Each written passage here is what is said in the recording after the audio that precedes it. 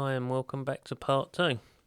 So moving on, we've just you can see there I've separated the cross slide from the saddle. Now I'm removing the compound lead screw. These two grub screws here lock the compound in place, but if you remove them they then allow you to take the compound out. All of this is in very good order, which I'm very pleased about.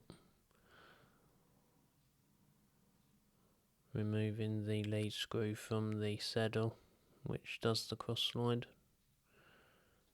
and now undoing these two cap bolts will separate the saddle from the apron. Removing the main control wheel. The half nut was completely seized, can't operate the handle at all on the front to make the half nut move, so we'll have to investigate that as we strip it down.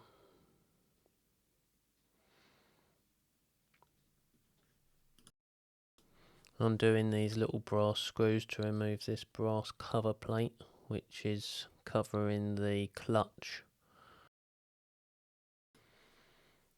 All in all, this apron come apart quite well, to be fair. Always recommend you have various different diagrams that you can source online to sort of follow while you're stripping down. On this particular component there that I just showed, there was a nut on the front of it and I couldn't work out how it unscrewed, but when I looked at the diagram there's a keyway in the back of it which accepts a piece of metal with a pin, and that pin comes through and locks the nut in place. So of course once you know that, it's very simple to just remove the keyway and then unscrew it and pull it out. And this lever here, I removed the grub screw and I couldn't get it to come off, I couldn't work it out. Eventually, again going back to the diagram and having a look, you go round, eventually under all the paint I found that there was a cotter pin that went all the way through, which was a push fit, which you can see me removing just here. Of course you can't see it under the paint, but when you know it's there you can then look for it. But other than that, yeah, this was an enjoyable afternoon of stripping down.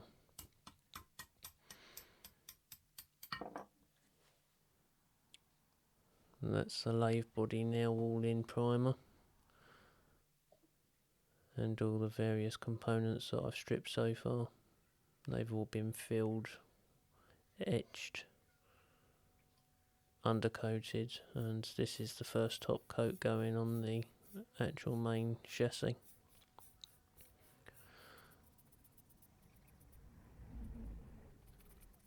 I'm very happy with the outcome of this and the way it turned out.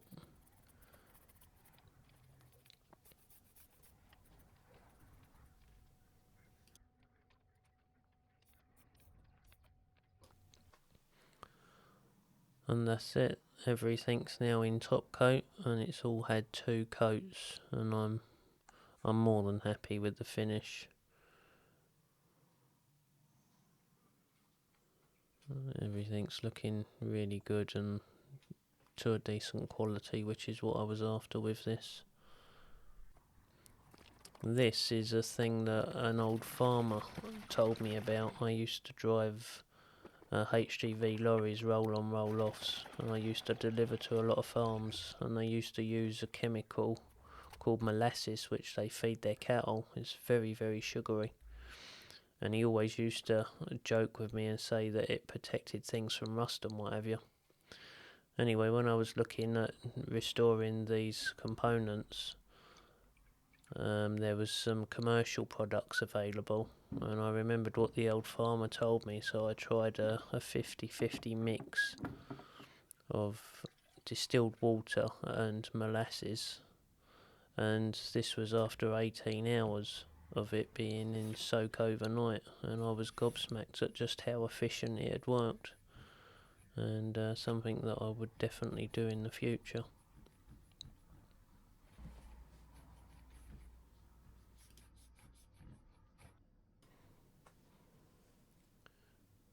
Oh yeah, very impressed with that. Just literally wipes the rust away.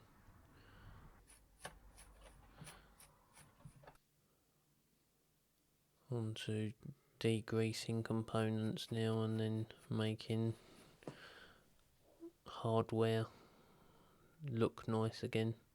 Like for instance here you could see where there was a load of rough edges and it had been digged with a screwdriver.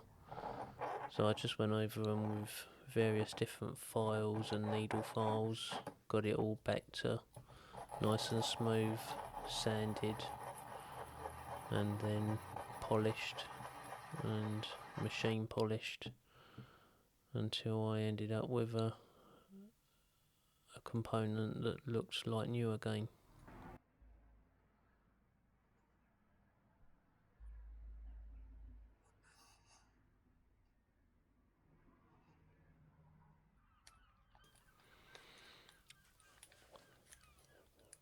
With these control wheels, what I did was I just masked off the chrome because that was in good order, thankfully, and then used a scalpel blade and cut rounds to give myself a clean edge to work to.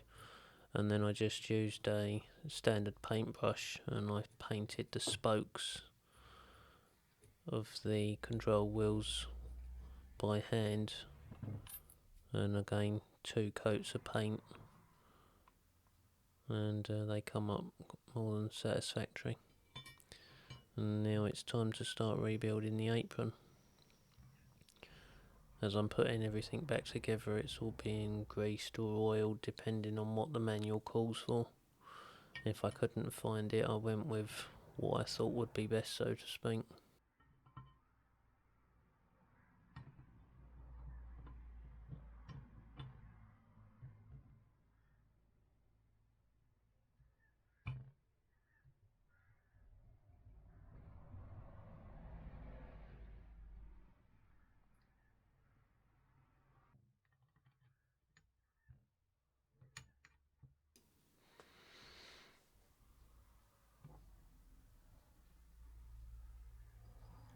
Rebuilding the clutch.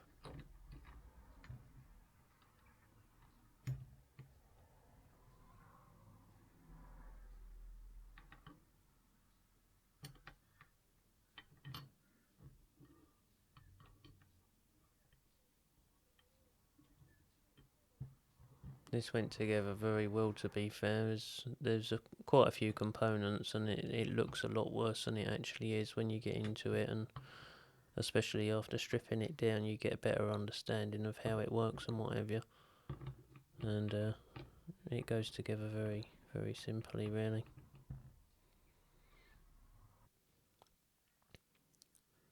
Here's that worm gear that I was telling you about with the collar. It's a little tricky to get it to line up with that gear below. But don't force it, just ease it in and twist, and eventually it'll seat home. This is the collar that I was on about that goes on the end. You screw that up until you get very minimal backlash, and you can match a hole so that the hole sort of lines up with the worm gear itself.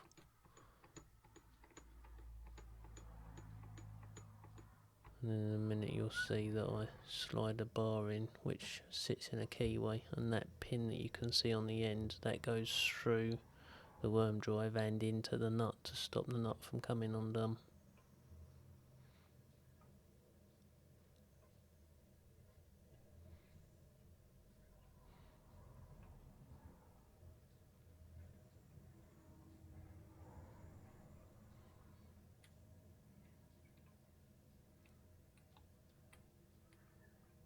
And just push it home and make sure it's sitting nice and flush in the keyway.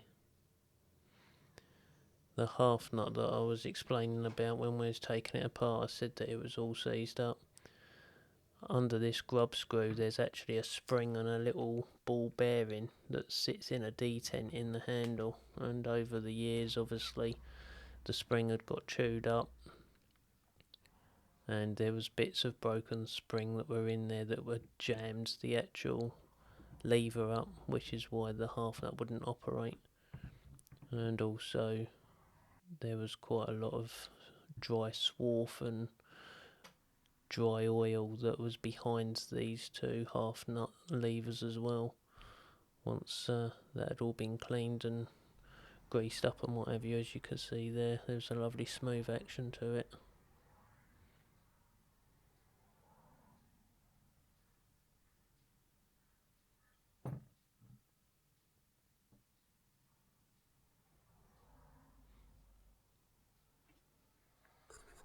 A little bit more painting, trying to avoid any runs. Rebuilding the levers, these are sprung loaded and they're just threaded into a little stud.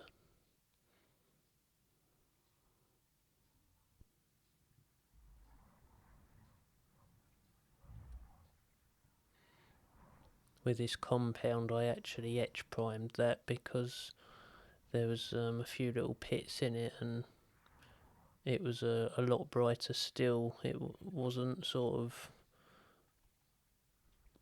as porous as the other cast metals, and I just felt as though spraying that with some proper etch primer would actually allow it to bite into the metal more, so that's what I opted for.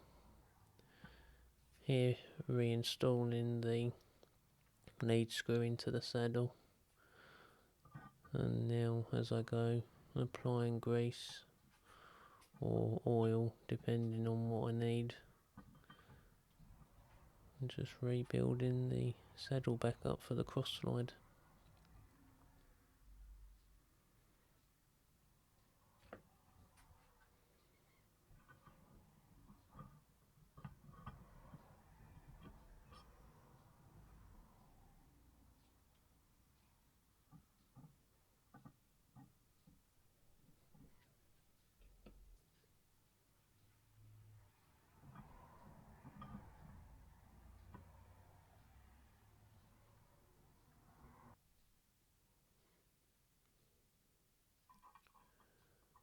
I was very lucky really because there wasn't hardly any wear in the lead screws or the nuts that the lead screws go into. So after finishing rebuilding this lathe, I've got very minimal backlash. There was one place that I did have to put a shim, which was on this particular lead screw behind the collar. I had to put there's about 3 or 4 thou shim, but once that was in place, the whole lathe is really tight and there's very little backlash, which I'm very pleased with. You can see me there, I put some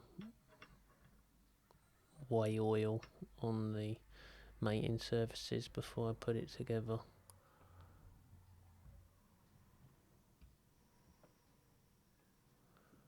I'm just turning the lead screw now until I can pick the nut up, and then I can wind it on.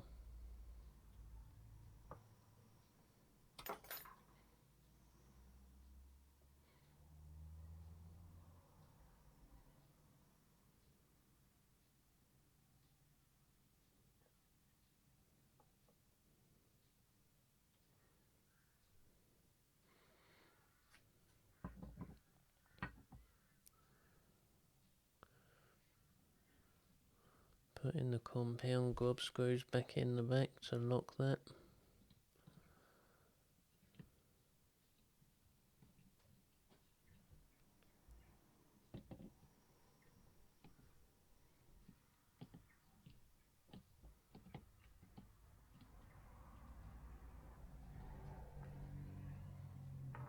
Some more whey oil.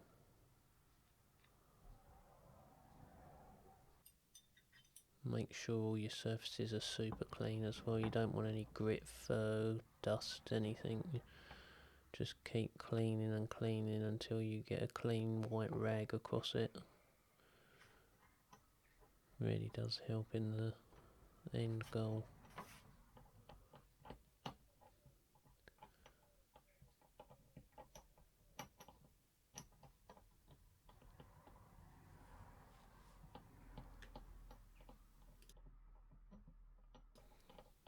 Reinstalling the lead screw on the compound. Once that's in place, I can then put the various hardware on. This collar actually slots into the front of the compound and then is located with a grub screw. And then there's another little dial gauge that goes on the front of it with some increments and measurements on. Rebuilding the tailstock now, it's all in paint. That shaft was bent, so I straightened that. A little tiny dab of Loctite there.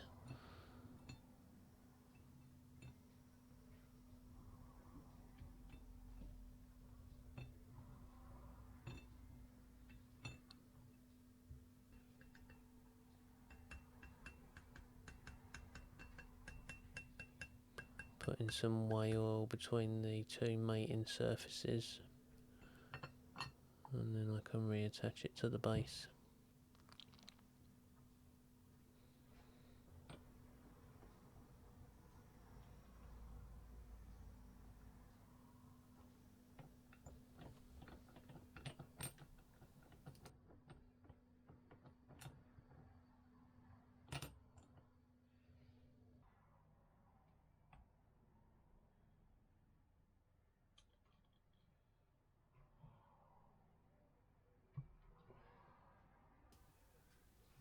Now that the handle's reinstalled, it's just waiting the knob to go on the top.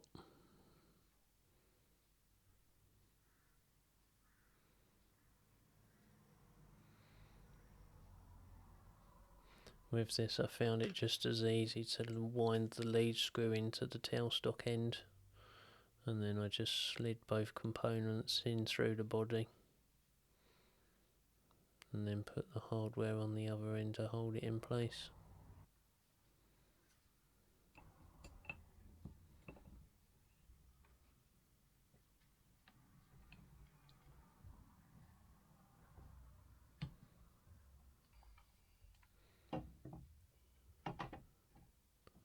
And there you go, mating her back to the lathe for the first time.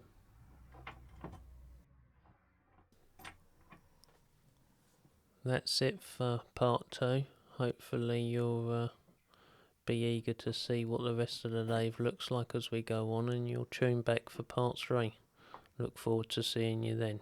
Thanks for watching.